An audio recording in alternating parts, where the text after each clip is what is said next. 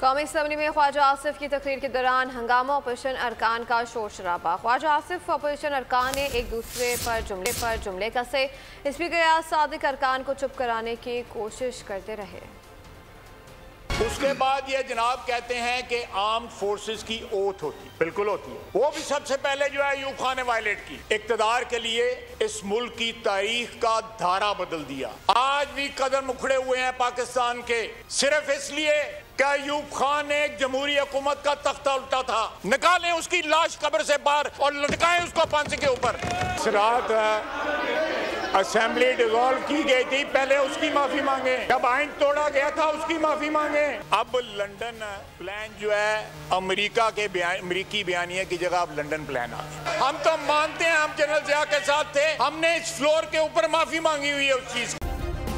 Subscribe करें और bell दबाएं ताकि कोई खबर रह न जाए।